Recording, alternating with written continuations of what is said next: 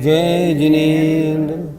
वन्दे तु सर्वसिद्धे ध्रुवममलमणोवमं गदिं पत्ते वोच्छामि समयपाहुड मृण्मोषुध केवली भणिदम्।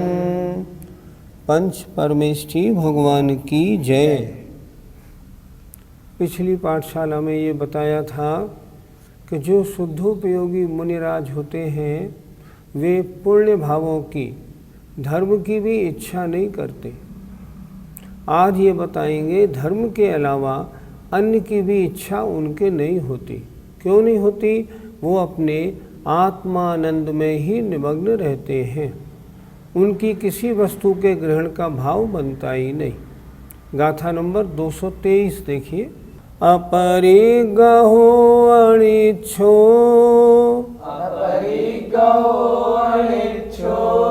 भणिदोणानि अनिच्छदि अधम्मम्।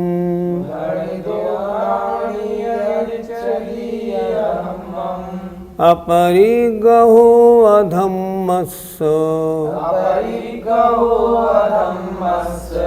ज्ञानगोतेन सोहोदि। बोलिए। अपरिग्रहो अनिच्छो भणिदोणानि अनिच्छदि अधम्मम्। अपरिग्रहो अधम्मस्य ज्ञानगोतेन सोहोदि। अपरिग्रहो अनिच्छो भणिदोणानि अनिच्छदि अधम्मम्। अपरिग्रहो अधम्मस्य ज्ञानगोतेन सोहोदि। गाथा का अर्थ समझते हैं। अपरिग्रहो अपरिग्रही, अनिच्छो इच्छा रहित अर्थात जिसके इच्छा नहीं है। भणिदो कहा है रानी ज्ञानी को, और निच्छदि इच्छा नहीं करता नहीं चाहता, अधम्मम अधर्म को। फिर देखें, ज्ञानी अपरिग्रही है, उसके इच्छा नहीं है और वह अधर्म को भी नहीं चाहता है। पहली गाथा में बताया था वो धर्म को नहीं चाहता, पुण्य को भी नहीं चाहता, यहाँ कह रहे हैं पाप को भी नहीं चाहता। अपरिग्रहो अधम्मस्य, उसके अधम्मस्य अधर्म का अपरिग्रहो परिग्रह नहीं है। जाणगो तेण सोहोदि, सो तेण इसलिए वह जाणगो होदी ज्ञायक मात्र है। जब अन्य किसी को नहीं जानेगा तब किसको जानेगा? मात्र अपने को जानेगा। और जो अपने को जानता है उसे कहते हैं ज्ञायक, मात्र जानने वाला है बस। फिर देखें, अपरिग्रहो अपरिग्रही, अनिच्छो जिसके इच्छा नहीं है, ऐसा जो रानी माने ज्ञानी है वह अधम्मम निच्छदि, अधर्म को नहीं चाहता, ऐसा कहा है। अपरिग्रहो अधम्मस्य, अधर्म का परिग्रह न होने से, सो माने वह, तेण माने इसलिए, जाणगो होदी मात्र ज्ञायक होता है, मात्र अपना जानने वाला होता है। अन्य धर्म अधर्म पुण्य पाप आदि किसी अन्य द्रव्य अन्य पदार्थ अन्य परिणाम का नहीं। अर्थ देखें, जिसकी इच्छा नहीं है वह अपरिग्रही कहा है, और ज्ञानी अधर्म को नहीं चाहता इसलिए वह अधर्म का परिग्रही नहीं है किंतु ज्ञायक है। पंडित जी, अधर्म से यहाँ क्या तात्पर्य है? अधर्म का तात्पर्य है क्रोध मान माया लोभ हिंसा झूठ मत्सर आदि गलत परिणाम, ये सब द्वेष परिणाम हैं। इनकी इच्छा नहीं करता। पहले गाथा नंबर 222 में बताया था कि वो धर्म की इच्छा नहीं करता, पुण्य रूप परिणाम हो इसका उसका मन नहीं होता। यहाँ पाप रूप परिणाम का भी उसका बिल्कुल इच्छा नहीं होती, इसलिए वह अपरिग्रही है। किसका? अधर्म का। अपरिग्रही का मतलब अधर्म को भी नहीं चाहता। पंडित जी, अधर्म को क्यों नहीं चाहता? पहला ये समझना है कौन नहीं चाहता। वो नहीं चाहता जो अपने आत्मचिंतन में लगा है। आत्मचिंतन में लगने वाला जब धर्म को नहीं चाहता तो अधर्म को क्यों चाहेगा? वो जानता है कि अगर मैं अपने स्वभाव से हटकर इस क्रोध मान माया लोभ रूप परिणामों में लग जाऊंगा तो पहले निराश्रवी था, अब मेरे में आश्रव हो जाएगा। पहले तो मैं मोक्ष मार्गी था, अब मैं संसार मार्गी बन जाऊंगा। पहले मैं सही रास्ते पे था, अब गलत रास्ते पे क्यों जाऊं? इसलिए वो धर्म की तरह अधर्म रूप परिणामों की काम क्रोध आदि की वांछा भी नहीं करता और उस रूप परिणमन भी नहीं करता। उसके उनको जानने की या उस रूप होने की इच्छा बिल्कुल नहीं होती। पंडित जी, अधर्म में हम कौन कौन से परिणाम ले सकते हैं? जितने भी पाप रूप परिणाम हैं, राग द्वेष मद मोह मत्सर ईर्ष्या, इन सारे परिणामों को हम इसमें ग्रहण कर सकते हैं। क्रोध मान माया लोभ को भी ग्रहण कर सकते हैं। जो अपनी आत्मा में लीन हुए मुनि महाराज हैं, इन परिणामों की कभी वांछा नहीं करते, इसलिए इच्छा नहीं करते, इसलिए अपरिग्रही हैं। अपरिग्रही का मतलब होता है उनको न चाहने वाला, उनको न करने वाला। तो वे मुनि महाराज इनको नहीं चाहते, इनको नहीं करते। गाथा 223 का पद्यानुवाद देखते हैं। होता अधर्ममय है अशुभोपयोग, ज्ञानी न चाहत कभी अग संग योग, ज्ञाता अतः मुनि निसंग कुभोग का है, सच्चा उपासक रहा उपयोग का है। जो अधर्म में होता है उसे कहते हैं अशुभोपयोग, और जो धर्म में होता है वो होता है शुभोपयोग। जरा गाथा को देखें। ज्ञानी कभी भी नहीं चाहता अघ माने पाप के साथ में योग मन वचन काय की क्रिया, अर्थात ज्ञानी कभी भी पाप के साथ मन वचन काय की क्रिया नहीं चाहता। ज्ञाता अतः मुनि निसंग कुभोग का है, इसलिए जो मुनि महाराज हैं ज्ञानी हैं वे कुभोग के भी परिग्रह वाले नहीं हैं। कुभोग माने पाप का भोग। वे तो अपने उपयोग में रहने के सच्चे उपासक हैं और वो उसी में रहते हैं। गाथा नंबर 224 देखते हैं। धम्मस्थि अधम्मस्थि, धम्मस्थि अधम्मस्थि, आयासं सुत्तमंग पूवेषु, आयासं सुत्तमंग पूवेषु, संगम च ताहाणेयम्, संगम च ताहाणेयम्, दुयमणुवतिर्यणेरय्यम्, दुयमणु अतिर्यणेरय्यम्।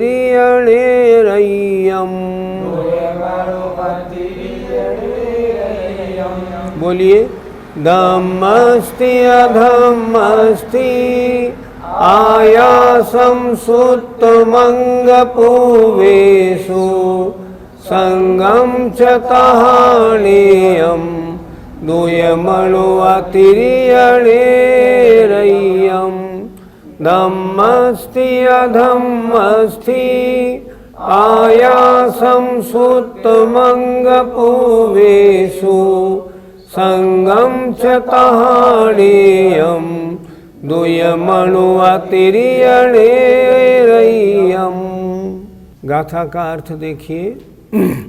धम्मस्थि धर्म, अधम्मस्थि अधर्म, आयासम आकाश, सुत्तम अंग पुब्बेशु, अंग पूर्व का श्रुत ज्ञान, इन रूप संगम परिग्रह, ये भी तो पर वस्तु का ग्रहण है, इसलिए आचार्य ने इसके साथ भी परिग्रह लगा दिया।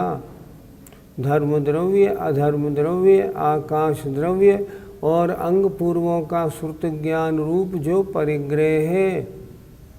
च तहा और तथा, नीचे आ जाए, द्वय मनु, द्वय माने देव, मनु माने मनुष्य, अतिरिय और त्रियंश, नेरयम और नारकी की इच्छा नहीं करता। लेयम ऐसा जानना चाहिए। वे मुनि महाराज किसकी और इच्छा नहीं करते? उन्होंने बताया धर्म द्रव्य, अधर्म द्रव्य, आकाश द्रव्य, अंग पूर्व का श्रुत ज्ञान और देव मनुष्य त्रियंश और नारकी, इनमें किसी का भी उनके कोई भाव नहीं होता, क्योंकि अन्य के ग्रहण करने पर अपना शुद्धोपयोग, अपना स्वसंवेदन ज्ञान छूट जाता है। उन मुनि महाराज को अपने स्वसंवेदन में बहुत आनंद आया है, इसलिए वो चाहते हैं मैं अपने चिंतन को अन्य किसी भी पदार्थ पर क्यों ले जाऊं, मेरे लिए किसी पदार्थ का चिंतन उपयोगी नहीं, अतः मैं तो अपने आत्मा के जानने रूप बना रहता हूँ, और वो बने रहते हैं। अर्थ देखिए, परम तत्वज्ञानी जीव धर्म अधर्म, आकाश, अंग पूर्व का श्रुत ज्ञान, देव मनुष्य त्रियंश नारकी व अन्य परिग्रह की इच्छा नहीं करता हुआ मात्र ज्ञाता ही रहता है। पंडित जी, अंग पूर्व के श्रुत ज्ञान को परिग्रह क्यों कहा? आत्मा से भिन्न पदार्थ है कि नहीं है।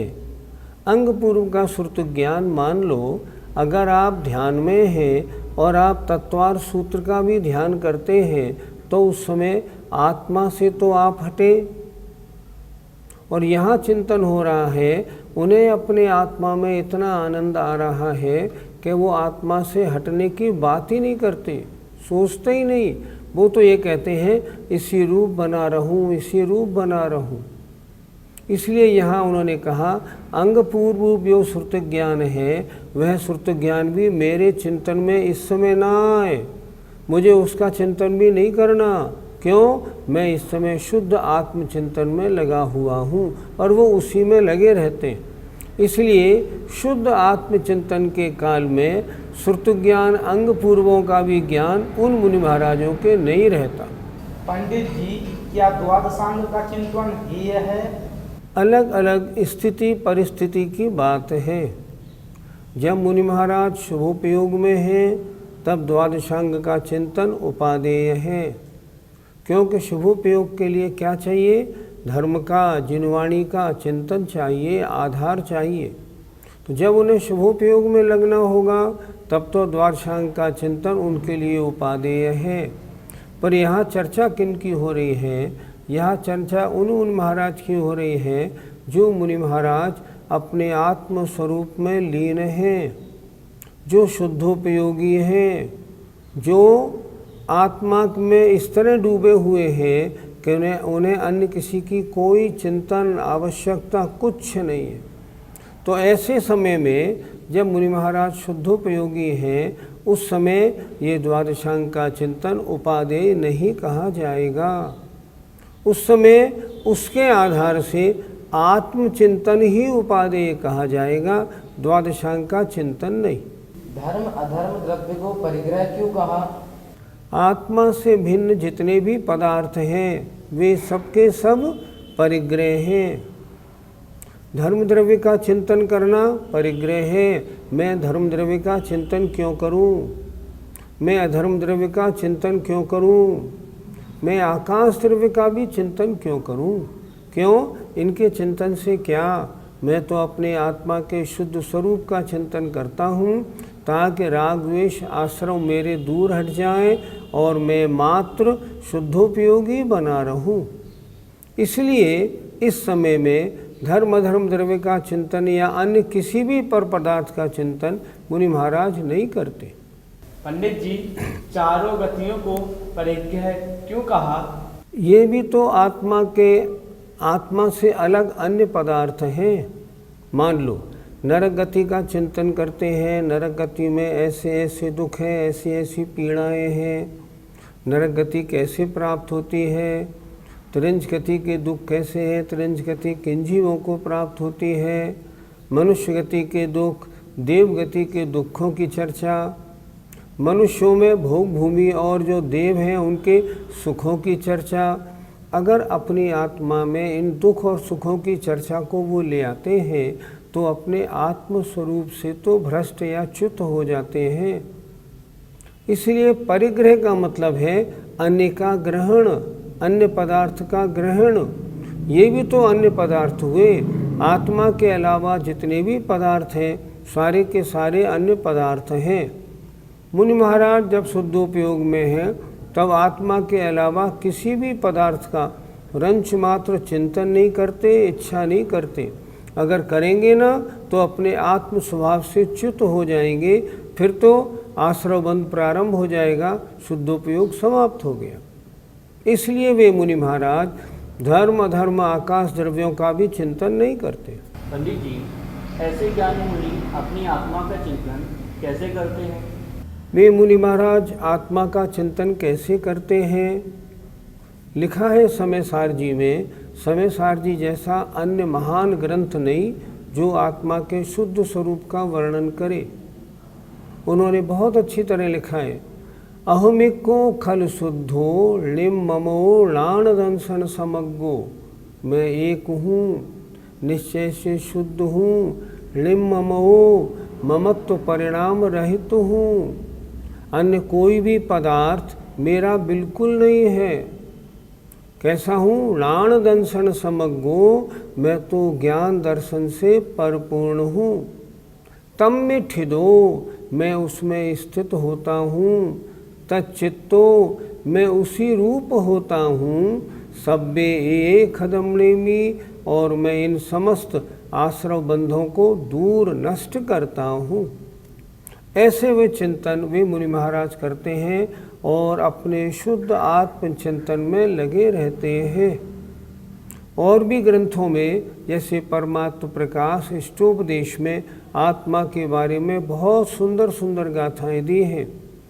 अगर ऐसा चिंतन आप में से जो महानुभाव सामायिक करते हों और सामायिक करते समय अगर ऐसा चिंतन करें, कितना आनंद आए।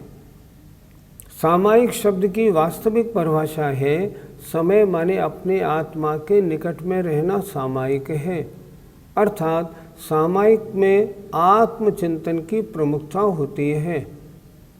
मैंने सामायिक रोज करता हूँ, तो सामायिक के लिए मैंने क्या किया, विभिन्न ग्रंथों से छत्र चूड़ामणि, नियमसार, समाधि तंत्र, इष्टोपदेश, समयसार, इन सब में से आत्मा को स्पर्श करने वाली गाथाओं का मैंने एक संग्रह बनाया और संग्रह बना के मैंने अपने पास रख लिया है। तो मैं जब सामायिक करता हूँ तो एक एक गाथा का चिंतन और उस रूप मैं ऐसा हूँ ऐसा चिंतन करता जाता हूँ। मुझे तो लगता है वास्तविक सामायिक यही है। और जब आत्मचिंतन होता है तो अन्य कोई भी और किसी प्रकार का विकल्प वहाँ प्रवेश नहीं करता। परिवार संबंधी और किसी संबंधी, किन्हीं मुनिराज संबंधी, किसी भगवान संबंधी कोई भी विचार उस समय नहीं आता। उस समय तो एक ही विचार रहता है, मात्र आत्मचिंतन करना है। आप लोगों को भी एक राय दे रहा हूँ, सामायिक करने वाले जो महानुभाव हैं वो ऐसा एक कागज बना लें और कागज में सारी गाथाएं वो लें जो आत्मा को स्पर्श करती हुई हैं। सब ग्रंथों की छांट लें और जब उन्हें पढ़ेंगे आपको रोमांच हो जाएगा कि ओहो हमारा स्वरूप कैसा है, आज तक हम क्या मानते रहे, कहाँ भटकते रहे। वास्तव में यही उपादेय है, अन्य कुछ भी उपादेय नहीं। आनंद तो वास्तव में मुनि महाराज लेते हैं जो शुद्धोपयोगी होते हैं, लेकिन उस वैसे आनंद की एक झलक हमको भी मिलती है। हम जब थोड़े से ज्ञान वाले इतना आनंद प्राप्त करते हैं तो उनको मुनिराजों को कितना आनंद होता होगा, जिनको निर्विकल्पता है, जिन्होंने अपना परिवार वगैरह छोड़ दिया, शरीर से भी निर्ममत्व पद धारण किए हुए हैं। ऐसे जो मुनि महाराज हैं उनकी महिमा वे ही जाने, उन्हें कितना आनंद मिलता है। पंडित जी, क्या ऐसे मुनिराजों को तीर्थंकर बनने का भाव नहीं होता? जब वे मुनिराज 16 कारण भावना भाते होंगे तब तो तीर्थंकर पद प्राप्त करने का भाव रहता ही होगा। उन्हें तीर्थंकर पद का ठाट वाट नहीं चाहिए, उनको तो तीर्थंकर पद चाहिए, क्योंकि 16 कारण भावनाओं के साथ उन्होंने ये भी भाया है संसार के जीवों का कल्याण कैसे हो। तो जब वे 16 कारण भावना भाते हैं तब तीर्थंकर पद का भाव उनके हैं, विश्व कल्याण की कामना है। लेकिन जब शुद्धोपयोग में आत्मदर्शन में लगे हैं तब तो वो भी नहीं है, वो भी एक तरह से उस समय तो है यही माना जाएगा। उस समय तो उपादेय सिर्फ एक ही है, मैं कौन हूँ, कैसा हूँ, क्या हूँ। बस निरंतर इस रूप उनका चिंतन बना रहता है, अन्य रूप चिंतन बिल्कुल नहीं जाता। अन्य रूप चिंतन गया और वे शुभोपयोग में आए, और शुभोपयोग में आते ही आश्रव बंध का कारण प्रारंभ हो जाता है। इसलिए ऐसे मुनिराज हमेशा अपने शुद्धोपयोग में लीन रहते हैं और उस काल में तीर्थंकर पद की भी भावना नहीं करते। गाथा 224 का पद्यानुवाद।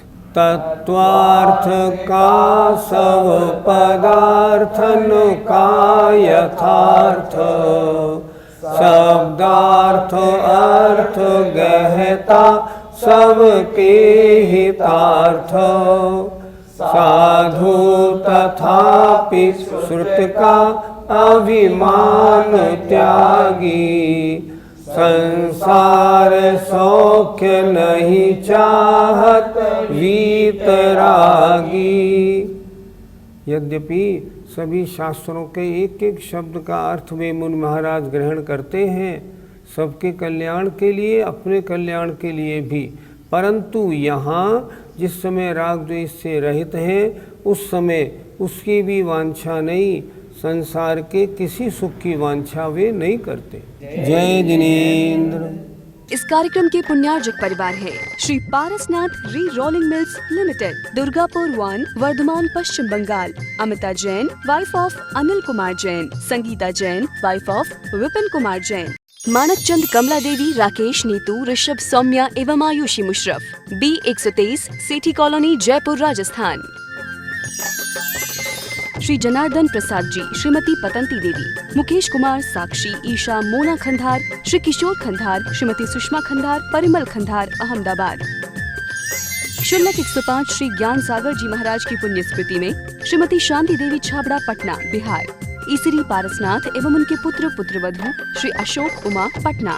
श्री विनोद बबीता, गुवाहाटी। श्री सुनील शालू, पटना। ब्रह्मचारी संजय भैया, ईसरी। श्री अभय मेघना, चंडीगढ़। श्री आलोक मेघना, वडोदरा।